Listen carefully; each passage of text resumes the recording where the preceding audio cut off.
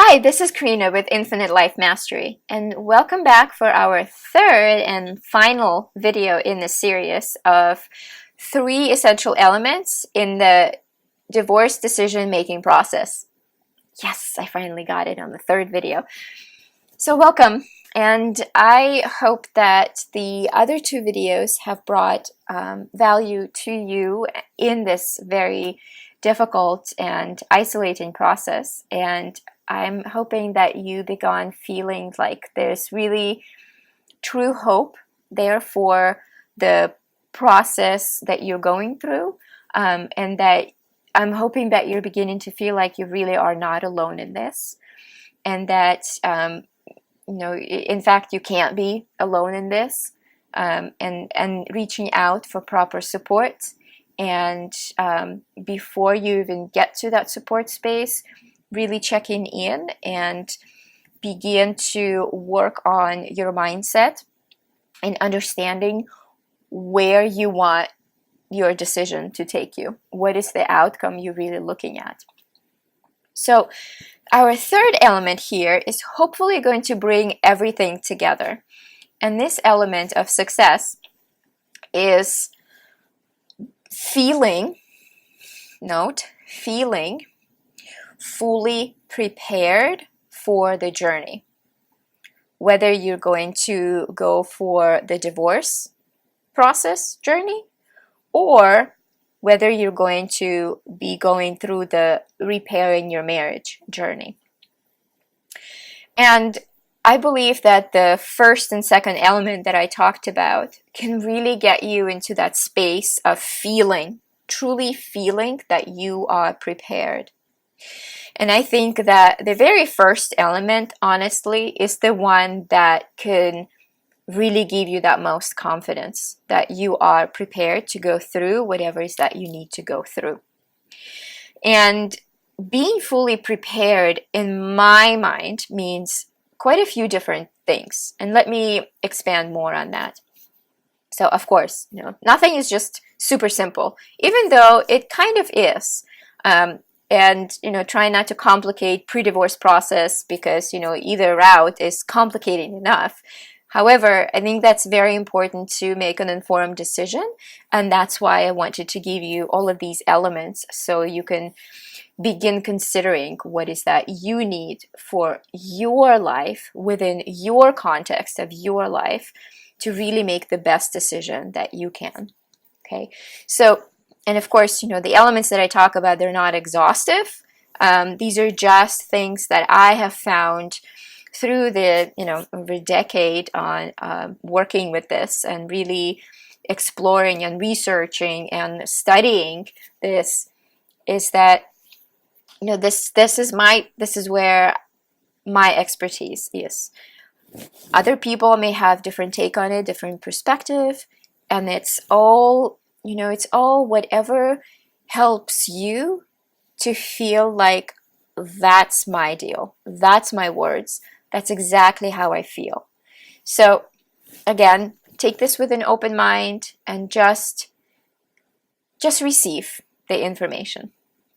Okay, so one of the elements of feeling prepared is the mindset that we talked about. And the big part of the mindset is not just knowing whose fault it is and just saying, okay, I'll just look at things positively. There's so much more to it. And that confidence level that comes from really working on the way that you are being, the way that you're showing up in life every day, including the times that you show up for your kids, or the way that you handle an argument or a challenge. As you begin practicing your new mindset within that space, you can start mold and shape the way that you start approaching life. Okay, so that confidence will come from having all the information that you need in order to make the decision. And that includes all of your financial space that you need to know. what are the assets that you have? What are the liabilities that you have? What are the whatever other financial stuff that you need to know? And I'm not a financial person, so I can't possibly give you financial advice about any of this. And I wish I had gone to a financial advisor to have gone through every single point of my budget, of my assets, of my liabilities, all of that together so that I could have a real picture of what my financial part of the divorce would look like. And the only people that helped me, my resources, were the attorneys that had zero knowledge in financial sense. Zero. Only that a budget was required for the court, and that was basically it. So I'm going to invite you to really understand where you're at, and if you don't have all the information, that's already information. Understand what you have and what you don't have in terms of that knowledge. And then making notes of what is the information that you already have. So then moving on to the next level, and that's again, so financials is one thing, and then the next level of financials is the real estate. So, if you have any kind of real estate assets, it would be very pertinent to actually access somebody who you can trust. That is, again, not a family member. That I'm going to invite you to really step away from seeking for advice that is on very practical matters from family members, because family members, a lot of times, they want to do good what's for you, and that sometimes actually kind of veils the truth of the facts, and they're not able to help you fully. Now, of course, sometimes we have family members who are very proficient in particular matters, and so, you could ask for certain feedback. But just like any profession, I know when I was in medical school, we were always told never to treat your family members because you could never be partial, and therefore your decision would be always clouded by that emotional aspect. And so I believe it's actually true for really any profession. So for any kind of support that you're trying to access, I would go outside of the family so that you can get truly neutral and very factual spread of what you need to know. Okay, so that's your finances there. Then we have, of course, the counselors. A lot of people choose to go to counseling, whether or just for themselves, whether or not they are fully committed to either divorce or no divorce. And I think that is that's very important to combine the two. Counseling as it comes to personal emotional support, and then combining any other resources that you need in terms of the law or finances and any other professional services. Because otherwise, you end up using other people as your counselor. But then you pay the rates of those people instead of the rates of the counselor. So if you can get into the place where you can have a counselor to help you through the emotions and just talking through certain things, because sometimes you just need to talk through things, and leaving the other people to be your support system and your resources for very specific elements of whatever is that you need, finances and banks and assets and whatever else, leave it to them. Don't go complaining about your ex or whatever to them, because they're going to charge you at their rate for that. And they don't have the capacity or the professional expertise to be able to counsel you through it. So the next level we have is, of course, legal. And that is a whole new place and a whole new discussion because there is just so much to be said about family law that I don't want to take that much time in this particular video, because this is more like an overall video of information as opposed to very specific centered. But legal help is essential in this process. You can teach yourself a lot of things. You can read up a lot of things. You could spend hours and hours figuring things out on your own, or you can go and pay, hundreds of dollars per hour to an attorney who will do those things for you. And then there are other kinds of services too that you can use instead of. And I'm going to do a whole new video on just the types of legal support available to people who are considering divorce, and different options, because I feel like there's really not enough resources that tell you what are my actual options. Do I have to do this, or can I do this, or what is there to, sometimes you don't even know what question to ask because you've never even considered any of the elements or possibilities of what could be. So what those options are.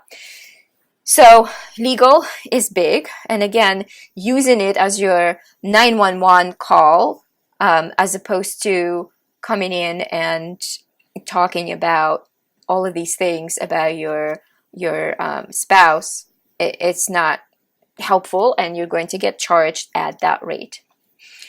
And then there's use the counselor.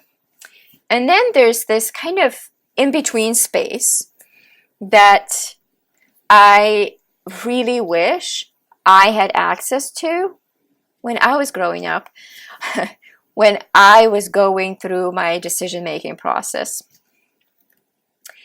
And that is coaching.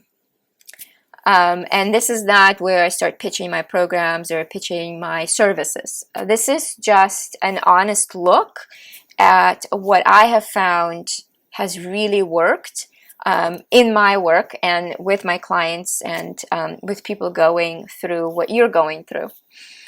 And the place here is coaching, and again, it's proper support. Not every coach is positioned to be your help, your support system. And that is probably an essential element that could just tie things together for you in such a way where you feel supported emotionally. You build the muscle of your mindset to build the confidence and the resources that are really needed for you to go through this process of divorce or repairing your marriage in the most dignified, financially sound, and mentally sane way. What I've recognized is that because coaching is such a unique place that there's no therapeutic process that's involved, there's really a place for really focusing on who are you in this mess. What does your life really look like? And we dig deeper into the true core of what's going on. And when you know what's going on, then you can really start to make any difference. You can start making changes within that.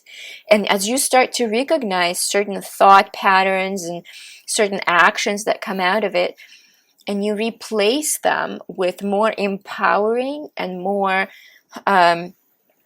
proactive and productive thoughts, you begin to create this environment around yourself that really gives you that feedback that you are an empowered person, you are confident, and you start to build things with whole new blocks, I would like to say.